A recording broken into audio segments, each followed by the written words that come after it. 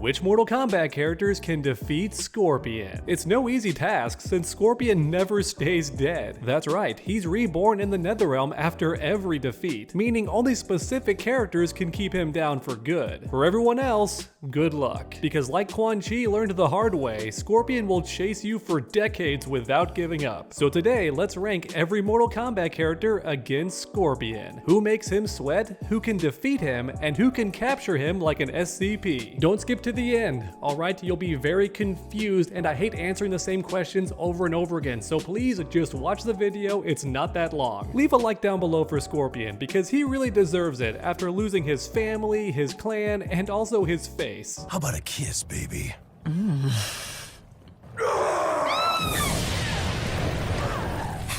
Works every time. Oh, then subscribe so you never miss any future videos. We're so close to reaching 500,000 subscribers. Also, comment which character you want next for this series. And without further ado, everyone, let's begin.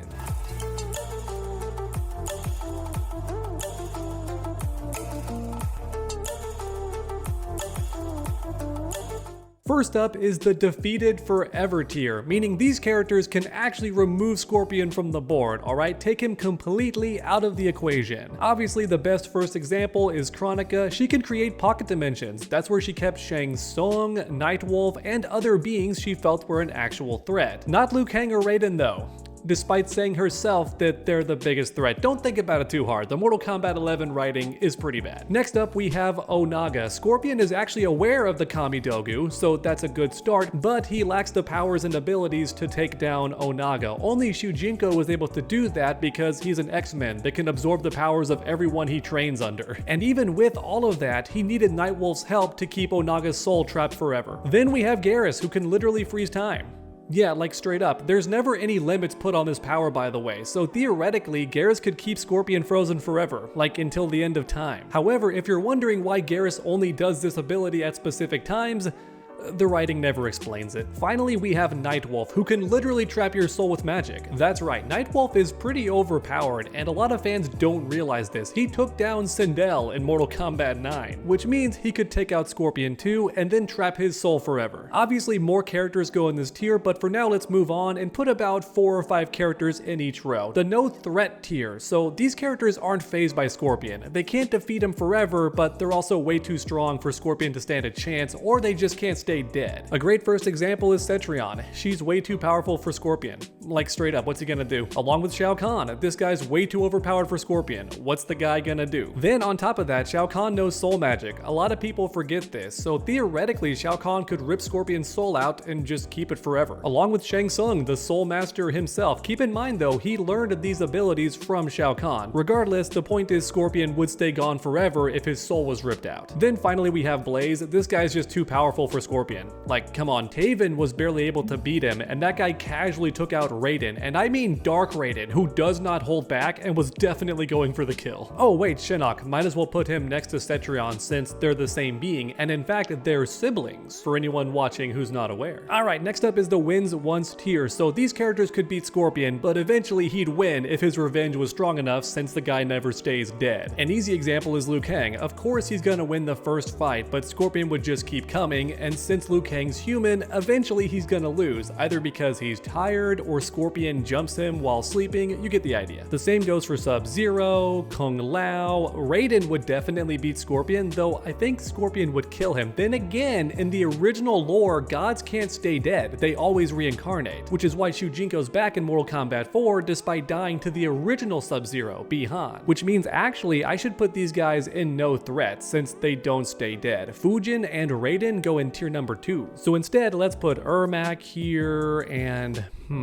I guess Johnny Cage would go here. Yes, I think Johnny Cage can beat Scorpion in a fair fight, at least on a good day. Oh, and real quick, Jax, just because people downplay how badass Jax is supposed to be, and I blame NetherRealm because before the reboot, Jax never got his arms chopped off. He instead upgraded them voluntarily after never losing a fight, pretty much. We see in Armageddon's opening how casually he beats Quan Chi, and that guy beat Shang Tsung, which means Jax is stronger than Shang Tsung, and I believe it, but NetherRealm ruined his reputation badly. easily. Alright, the close fight tier. So I think the combat kids go here. Kung Jin and Cassie Cage would definitely give Scorpion a run for his money, but I don't think they have that dog in them, so eventually they would fall. Along with Takeda, if we assume that Scorpion doesn't know him for some reason, maybe it's a different reality Scorpion, because Takeda was trained under Scorpion, so is a skilled fighter and would give Hanzo some trouble. Along with Kotal Khan and other heavy hitters like Kentaro and Goro, I do think Scorpion can beat these guys. By the way, just for the record, I do think he can. But next up is Struggles tier, so these characters don't actually have a chance of beating Scorpion, but they will make him sweat. I just didn't want to call the tier sweaty,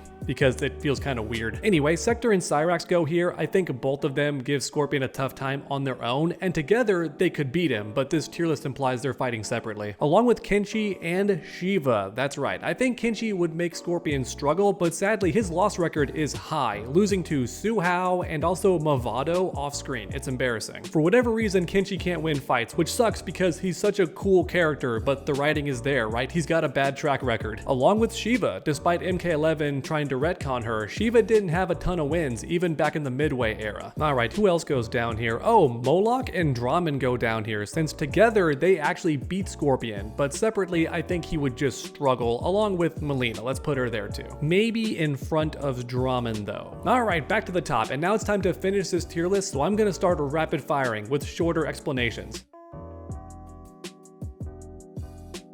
Shang Tsung, I'm moving to the top tier since he's shown time and time again that he can become a god level being. Then finally we have the strongest being in the Mortal Kombat universe, Mocap. If you know, you know, don't ask me to explain it. True Mortal Kombat fans know that Mocap is undefeatable. So next up is the no threat tier. I would argue really strong humans like Shujinko have no reason to fear Scorpion. For Pete's sake, the guy beat Onaga. Then we have Taven who beat Dark Raiden, so he's a no threat also. Dagon maybe is behind Raiden and Fujin. Theoretically on paper, he should be almost as strong as Taven, but we never see him win in story mode, so I'm not sure. But how about a hot take? Quan Chi, without the writers stunting him, could stop Scorpion forever. The guy works under Shinnok, who's got an amulet that can trap anybody. I'm sure Quan Chi could use that to neutralize Scorpion. And funny enough, I had Noob Saibot and Serena and Ashura in the no threat tier because they're Netherrealm beings, and therefore I assumed they always respawn in the Netherrealm, but I don't think that's true. I think most Netherrealm beings, when killed, stay dead. Scorpion's just an exception because he's a specter. So with that revelation, I think Havoc is the last character in this tier. Where's he at? Right there. Boom. Why is Blaze all the way back here? Move him up in front of... There we go. Perfect. Next up is the wins once tier. I think Bo Rai Cho could beat Scorpion once since he trained Kung Lao and Liu Kang to become the best fighters on the planet. Devora did kill Scorpion, so that's just a fact. Sonya Blade defeated Garrus, so reasonably she could beat Scorpion once. Aaron Black would just snipe his head off from a distance one time and then get killed later on revenge. And then last but not least, we have Kai. I think he's got main character energy. The problem is writers don't want to use him for whatever reason, but this guy's so powerful that Raiden wanted to give his staff to him. So to me, that means something and says how strong Kai is. I'll move him all the way up here. Next up is close fights. Most of the Adenians go here, so Sindel, Tanya, Kitana,